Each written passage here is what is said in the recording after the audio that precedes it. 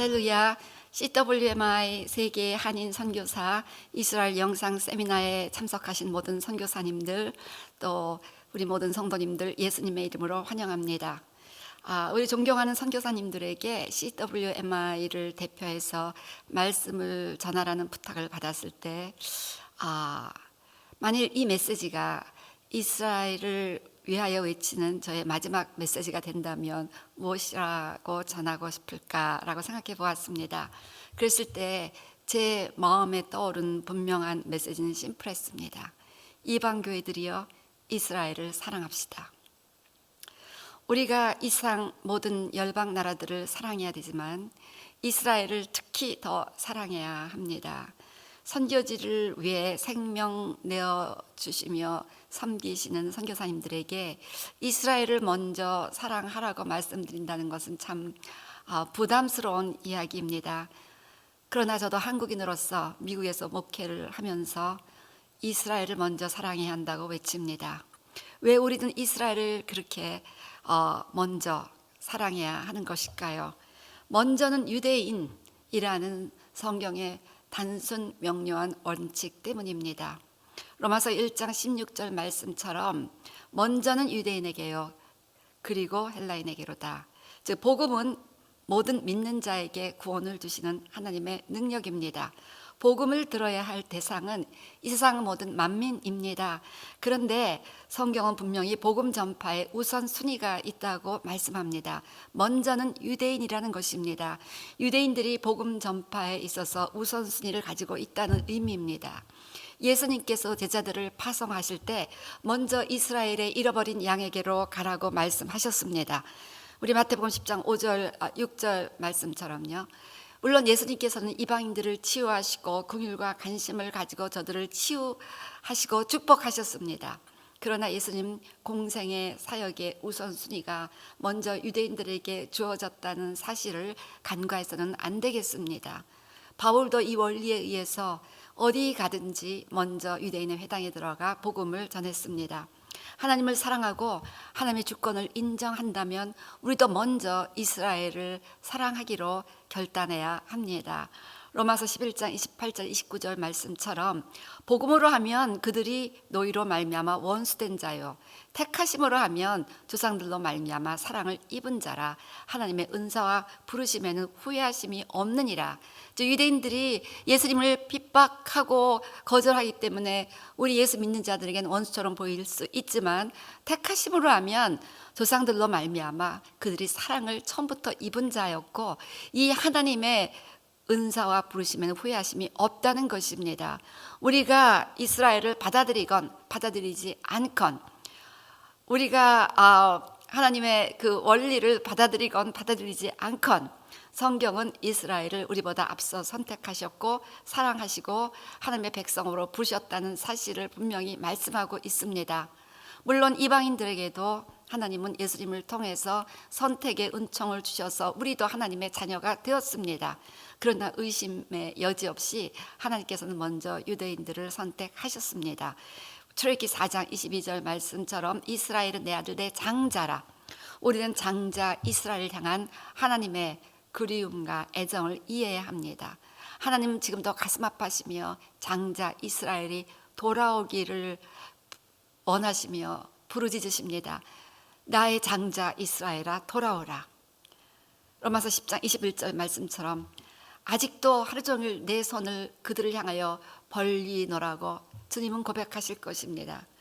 로마서 3장 1절 2절 유대인의 나음이 무엇이냐 할례의 유익이 무엇이냐라고 바울이 이렇게 퀘스천하면서 범사에 많지만 우선은 그들이 하나님의 말씀을 맡았다는 사실을 언급합니다.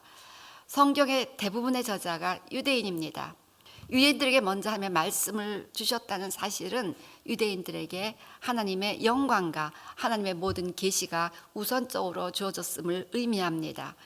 율법은 시온에서 하나님의 말씀은 예루살렘에서 이 원리는 역사 이래 처음부터 지금까지 변하지 않았고 앞으로도 변하지 않을 것입니다.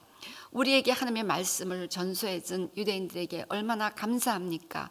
쿰난 동굴 방문할 때마다 느낍니다. 1941년 사해사본을 발견했던 중요한 장소인데요.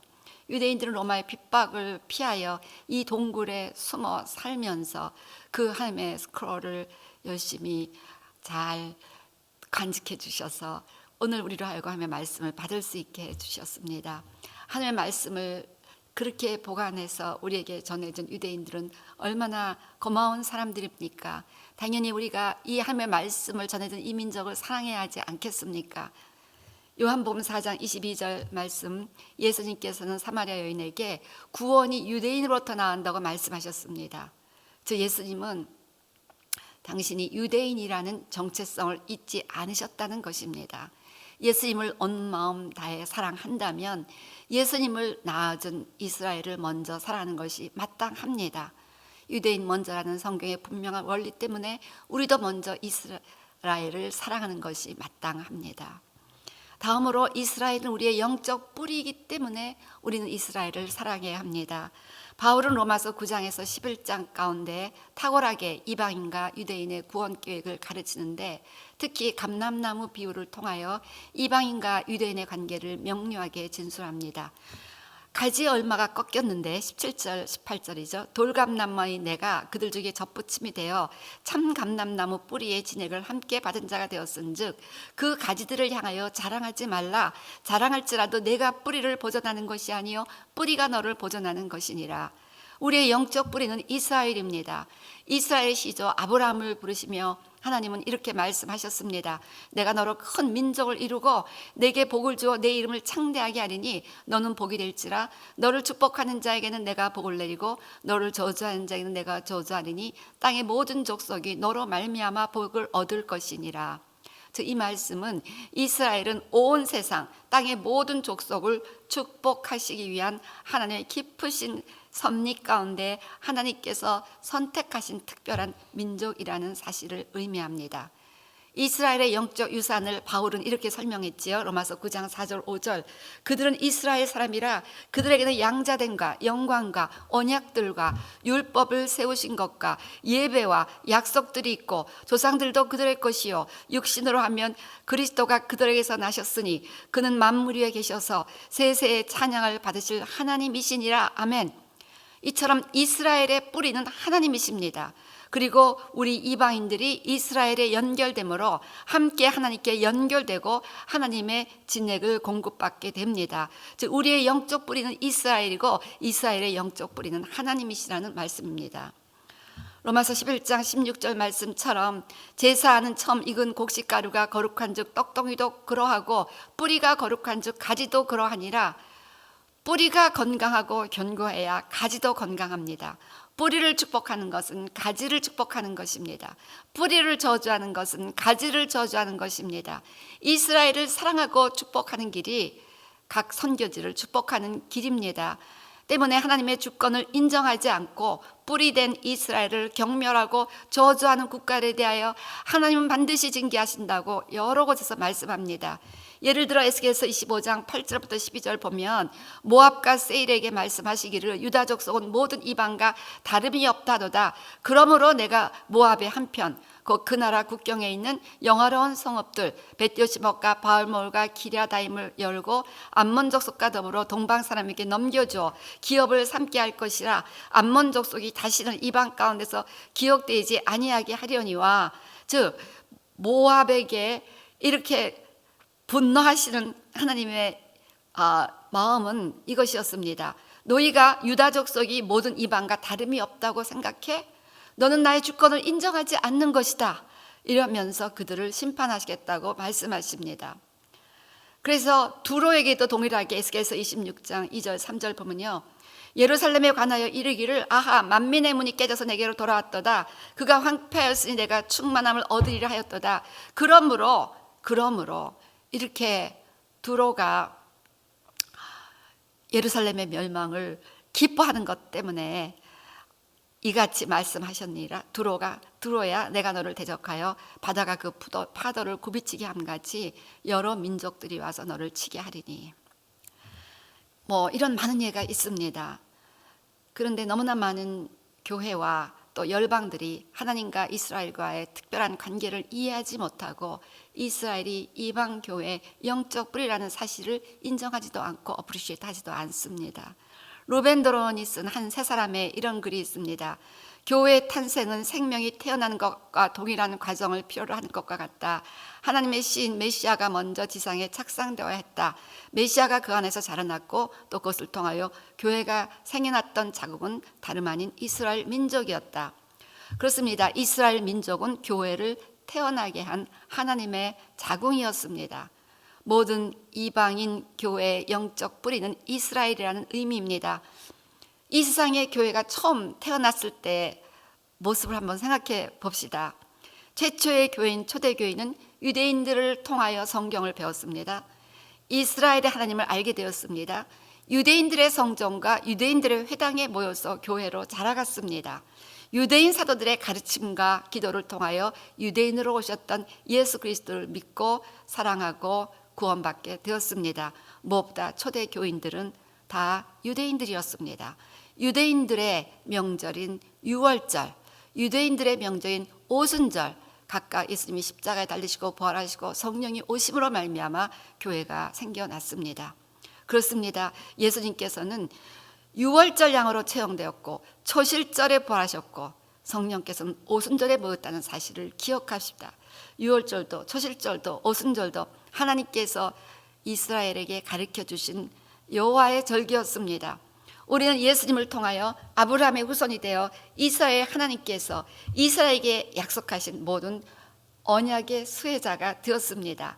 이처럼 교회의 뿌리는 이스라엘이며 교회는 이스라엘과의 끊을 수 없는 연합 속에서 시작되었습니다. 우리 이방 교회들이 우리를 태어나게 한 자궁, 우리의 영적 뿌리 이스라엘을 사랑함이 마땅하지 않겠습니까?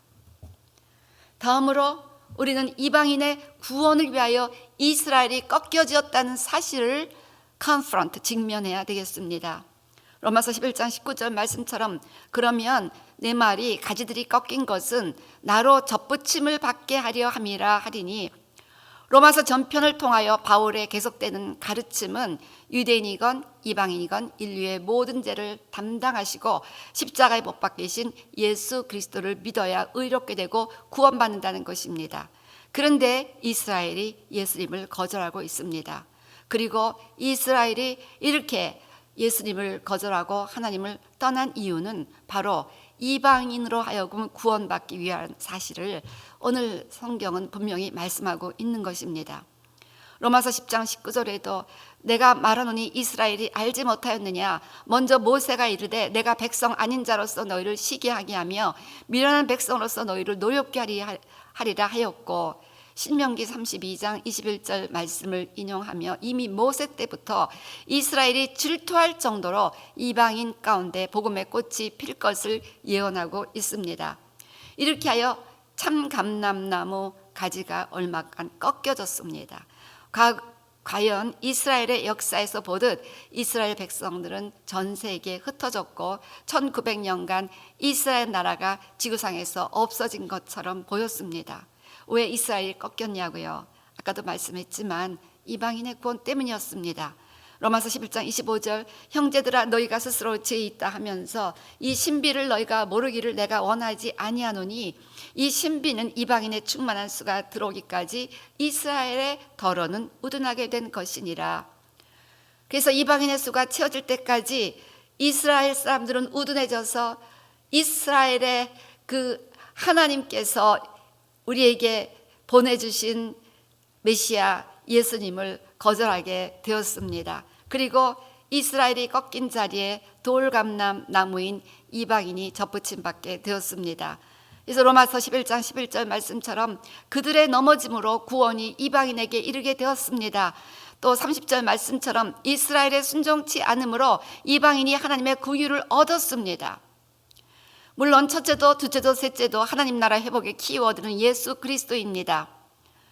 그런데 이스라엘이 예수님을 거절하고 나라를 잃고 온 세계에 흩어져 있던 지난 2000년간 예수 그리스도의 복음은 유다, 사마리아 땅까지 전해지고 그리하여 교회가 곳곳에 세워지게 되었다는 그 하나님의 섭리를 깨달아야 된다는 것입니다.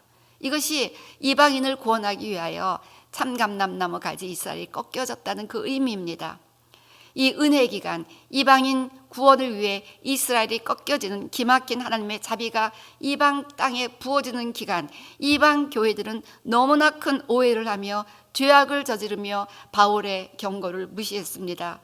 로마서 1장 17절에서 21절, 또한 가지 얼마가 꺾였는데 돌감람나무인 내가 그들 중에 접붙임이 되어 참감람나무 뿌리의 진액을 함께 받는 자가 되었은즉 그 가지들을 향하여 자랑하지 말라. 자랑할지라도 내가 뿌리를 보존하는 것이 아니요 뿌리가 너를 보존하는 것이니라. 그러면 내 말이 가지들이 꺾인 것은 나로 접붙임을 받게 하려 함이라 하리니 옳도다. 그들은 믿지 아니함으로 꺾이고 너는 믿음으로 섰느니라. 높은 마음을 품지 말고 도리어 두려워하라. 그랬는데 이방 교회들은 높은 마음을 가지고 유대인들을 핍박하기 시작했습니다. 언제부터인가 교회는 이스라엘을 외면하기 시작했고 유대인들을 향하여 마음을 높이고 자긍하기 시작한 것입니다. 대부분 우리가 초하고 흠모하는 교부들은 대단히 반유대적이었습니다. 교부 저스틴은 유대인들과 하나님은 끝났고 하나님은 교회를 택하였다고 선언했습니다. 기독교 역사에 있어서 바울 다음으로 중요한 인물이라고 했던 어거스틴 역시 하나님은 이스라엘을 버렸다고 하는 반유대주의를 강조하며 교회의 유대적 뿌리를 제거하고자 하였습니다. 이 같은 반유대주의 정서 속에서 십자군 전쟁이 일어났는데 예수님의 십자가 죽음을 유대인의 체급으로 전가시키면서 크고 작은 재앙이 일어날 때마다 유대인들을 범인으로 지목하면서 대중의 분노를 유대인들에게 쏟아부었습니다. 아마 들으신 분도 있겠지만 그 단적인 신뢰가 전 유럽을 휩쓸었던 흑사병 재앙이었죠. 1340년에 시작된 흑사병은 17세기 중엽까지 300년간 유럽 인구의 3분의 1을 죽게 했습니다.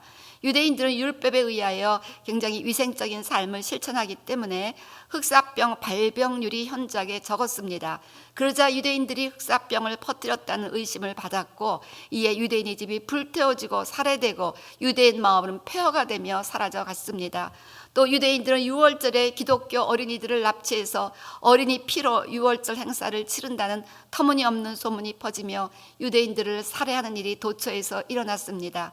십자군 전쟁이 시작되면서 유럽의 각 나라는 대대적으로 유대인들을 추방하기 시작했는데 추방당한 유대인들은 자신들을 받아주는 곳으로 이주하여 가는 곳마다 그 지역 경제를 부흥시키기도 했습니다. 반대로 그들이 떠난 곳엔 경제 침체 그늘이 짙어졌죠. 그렇게 해서 대거 유대인들이 이주한 이 미국의 경제가 크게 부흥했음을 우리는 인정합니다. 유대인들은 이렇게 삶의 터전을 빼앗기고 박해받고 추방당하면서 정처 없이 배회해야만 했고 유대인에 대한 기독교의 박해는 이들로 하여금 기독교를 지독하게 거부하게 만들었습니다. 러시아는 수백만의 유대인이 공동체를 이루어 살고 있는 것을 짐스럽게 여기면서 유대인 말살 정책을 펴기 시작했는데 유대인들에 대한 러시아의 정책은 매우 잔혹한 것이었습니다.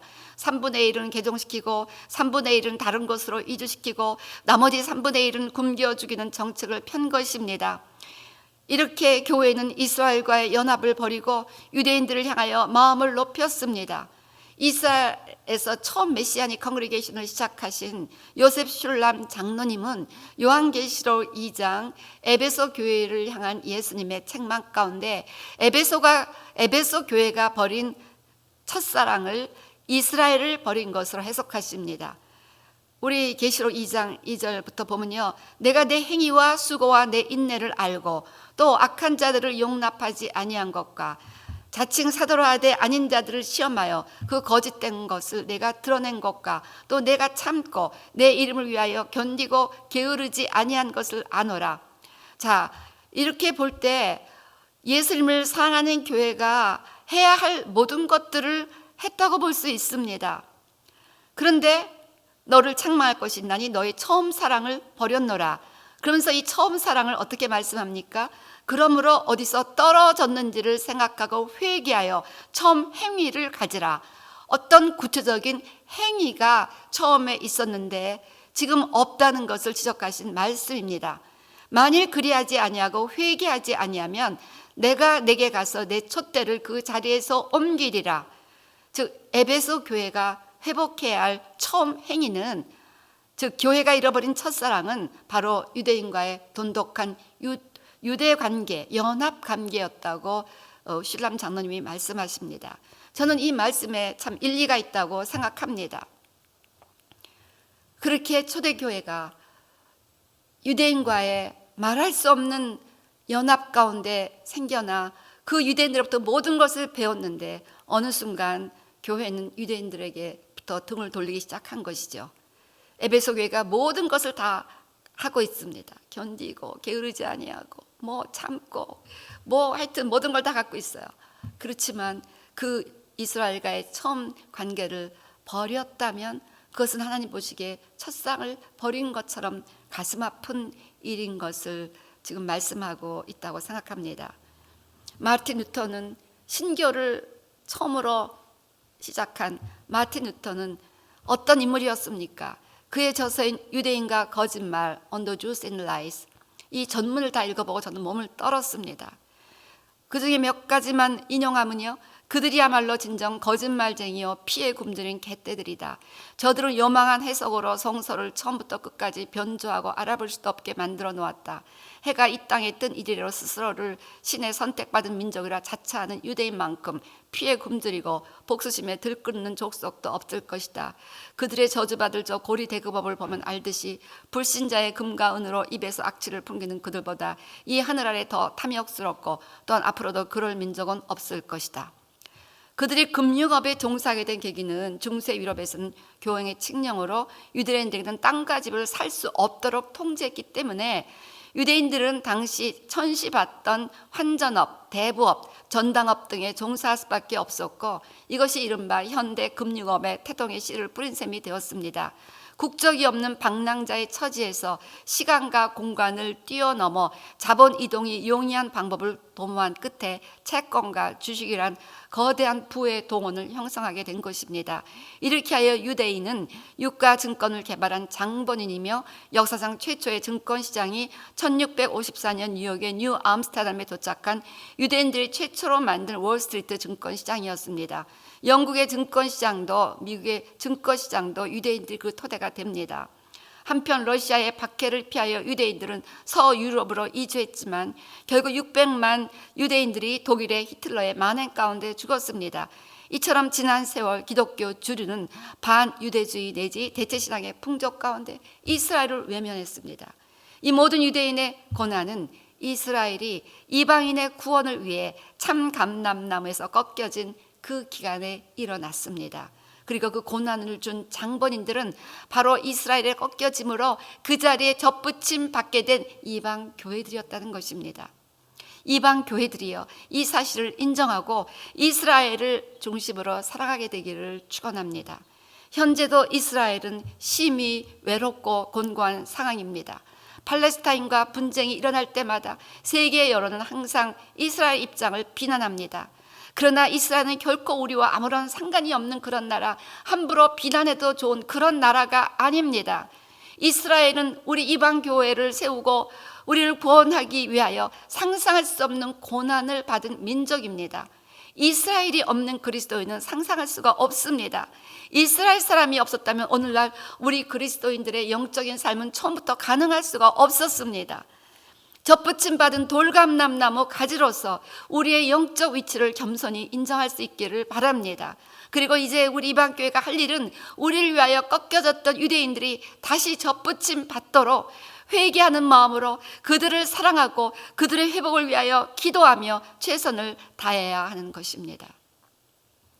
그래서 성경은 이스라엘을 회복할 책임이 이방인에게 주어진다는 사실을 가르치고 있습니다.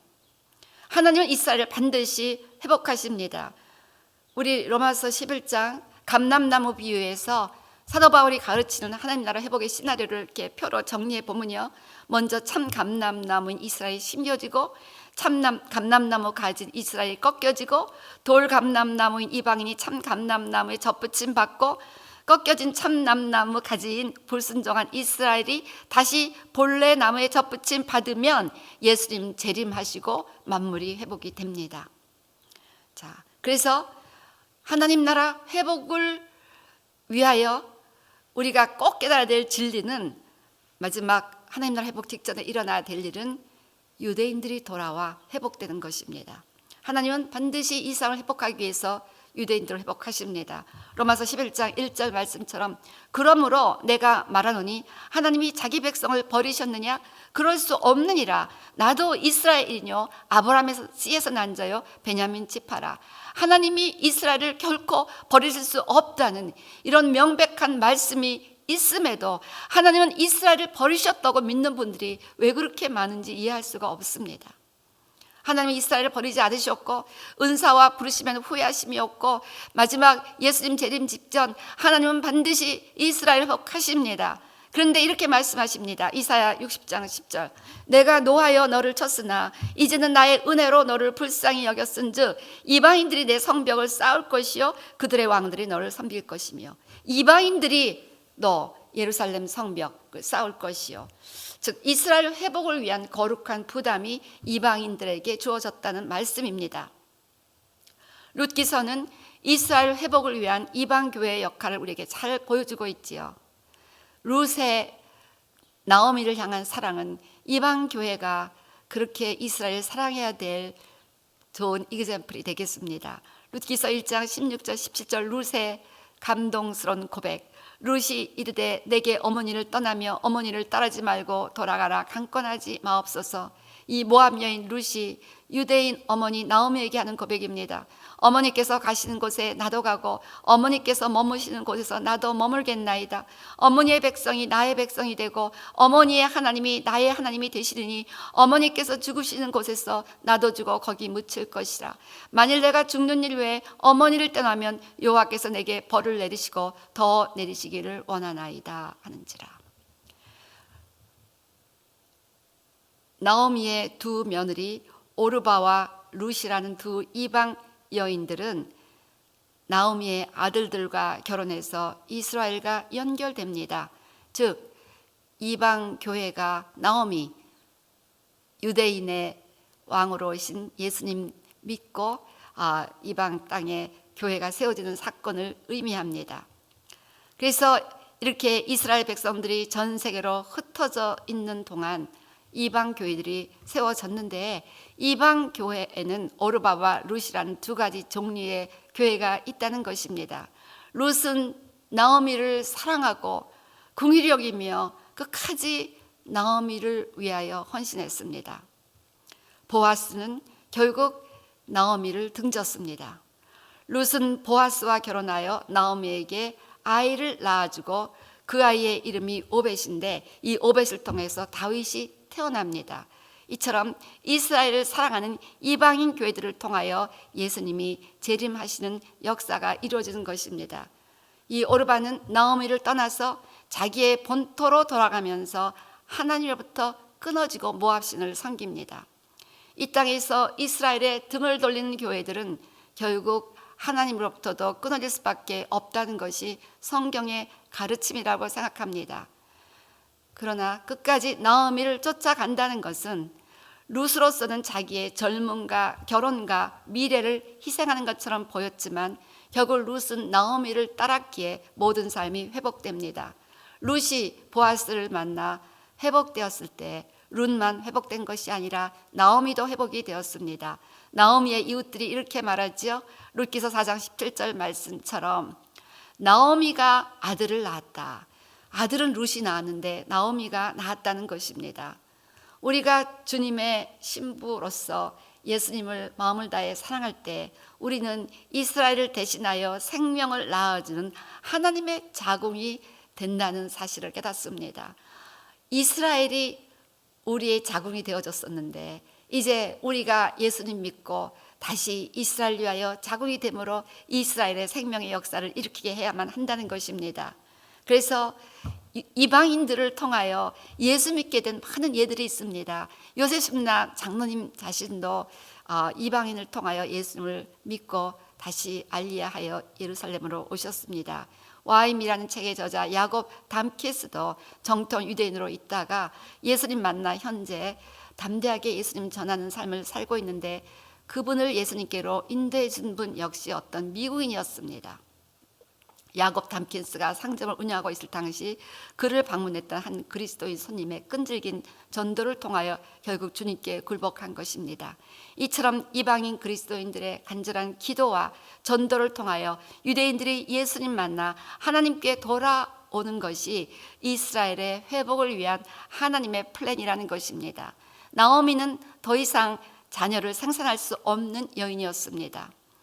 이스라엘은 예수님 거절하며 더 이상 하나님 앞에 돌아오는 생명을 가질 수 있는 상황이 아니었습니다. 그러나 이방 여인 룻을 통해서 다시 생명의 역사가 시작됩니다.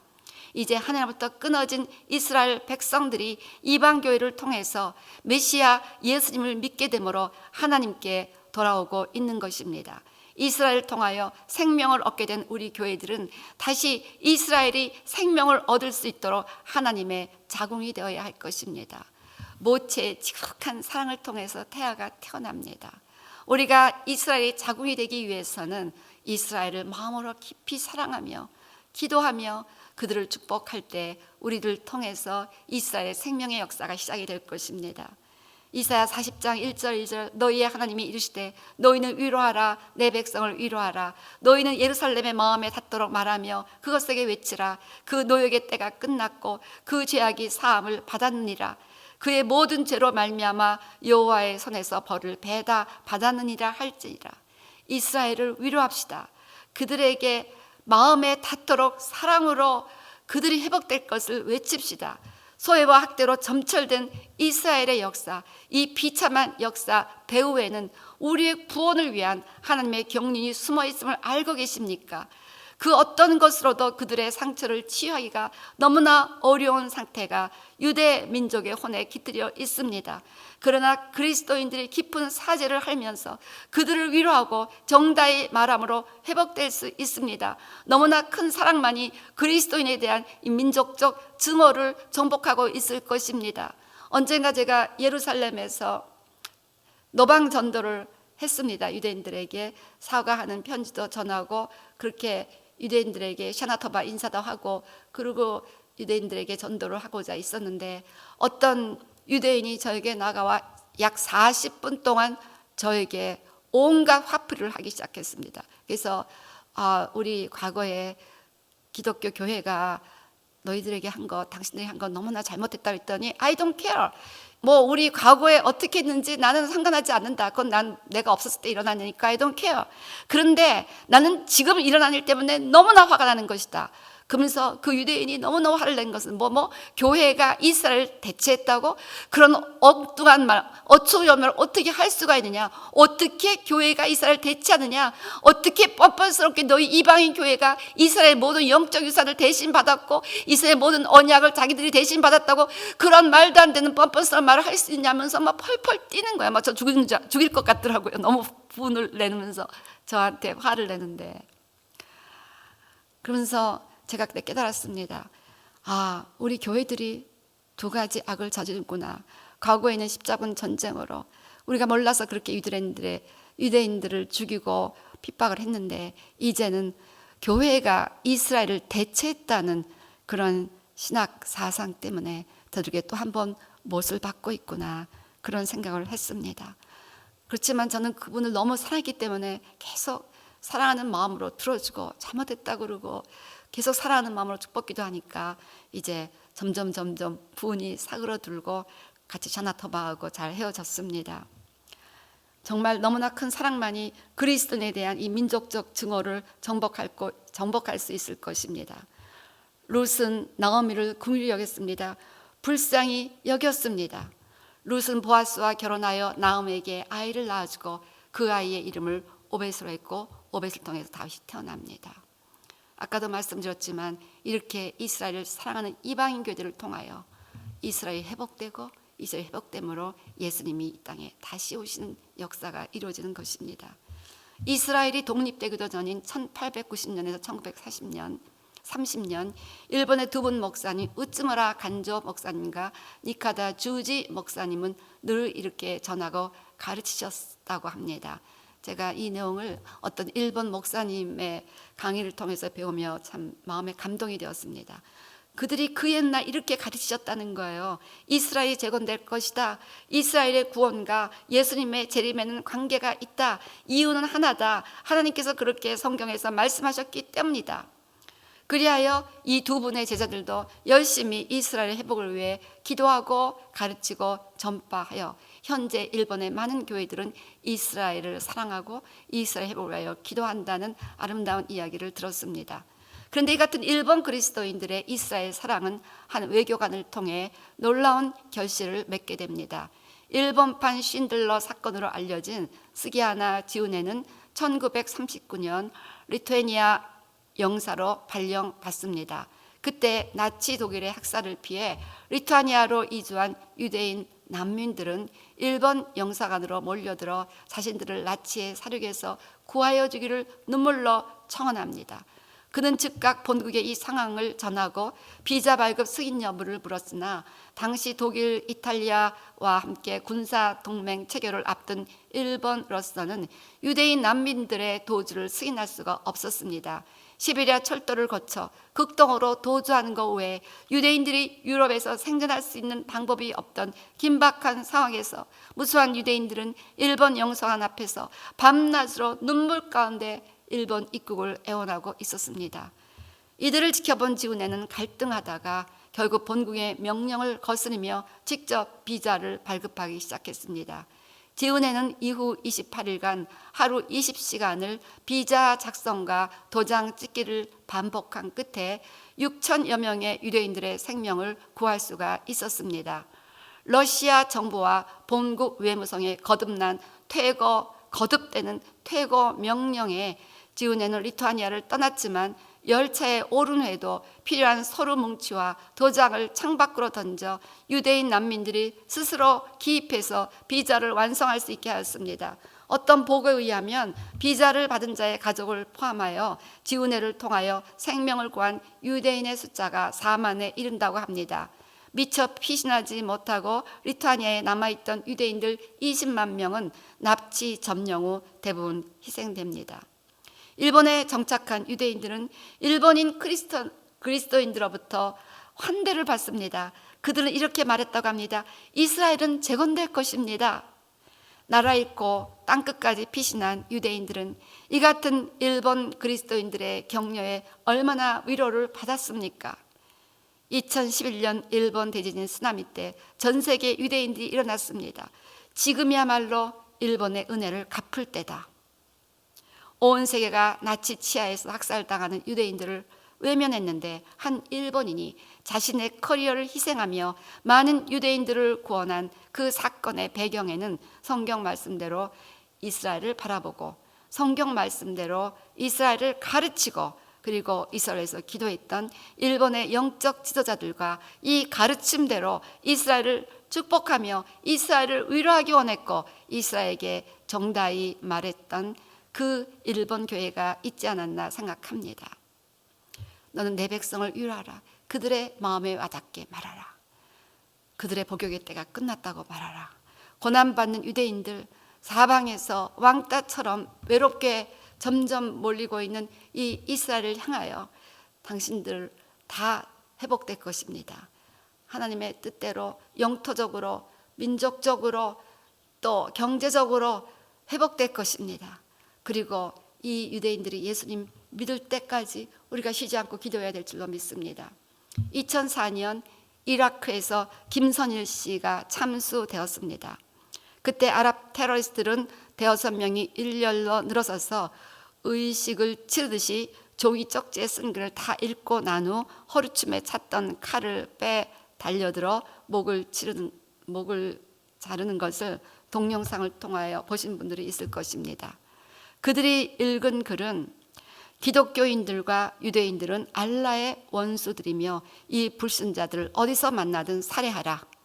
즉 기독교와 유대인들은 공동의 적을 가지고 있다는 것입니다. 우리의 대적들은 기독교인들을 미워하고 유대인들을 미워한다는 것입니다.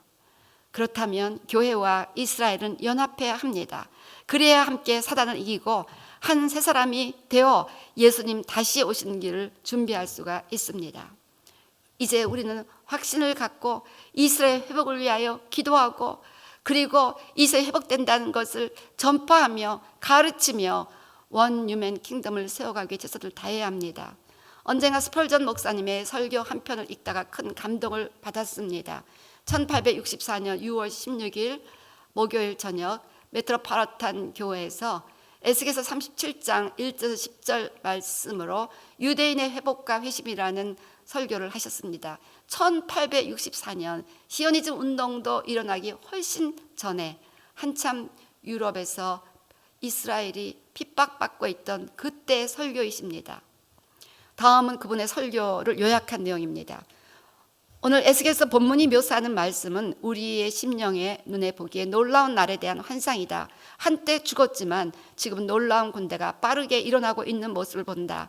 지금 이 본문 말씀은 다름 아니라 이스라엘의 부활에 관한 말씀이다. 베드로의 부활이나 그 외 신앙의 선진들의 부활이 아니라 명백히 이스라엘의 부활에 관한 말씀이다.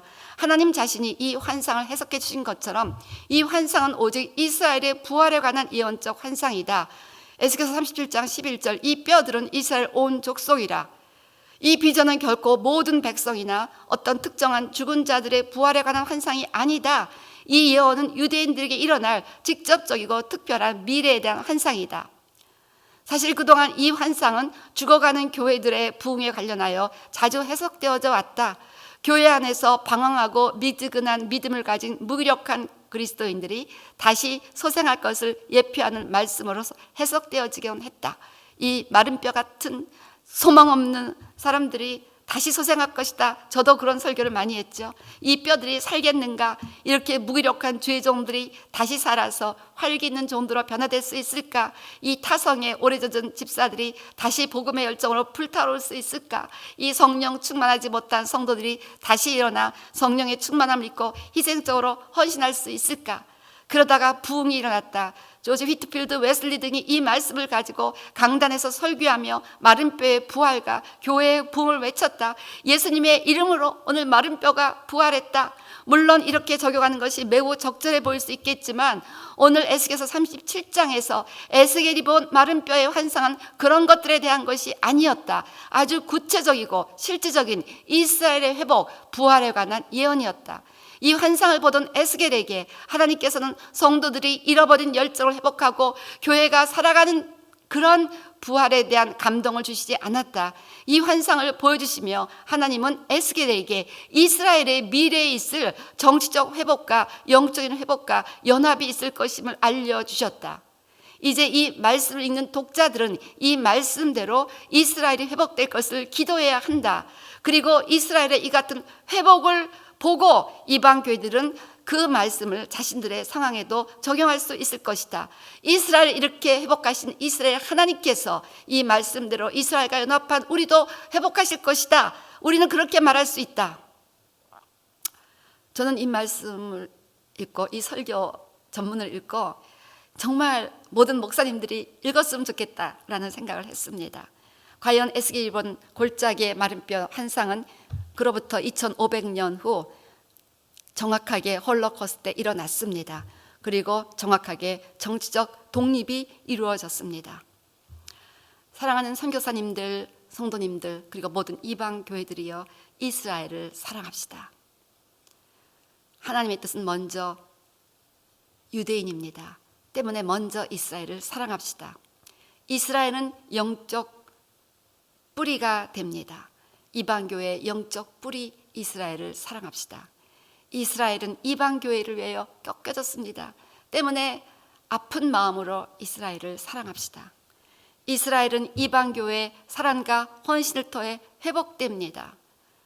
그래서 룻처럼 진실한 사랑을 가지고 이스라엘을 위해 기도하고 전도하고 축복합시다. 또한 이스라엘이 회복되어야 살아가는 주님이 이 땅에 재림하십니다. 때문에 이스라엘 회복을 믿고 성경에 약속된 모든 회복의 약속들을 붙들고 간절히 이스라엘 회복을 위하여 기도하며 사랑하는 마음으로 전도하고 헌신할 수 있게 되시기를 주의 이름으로 축원합니다. 거듭 부탁드립니다. 모든 선교사님들, 모든 이방 교회들이여, 이스라엘을 사랑합시다. 아멘.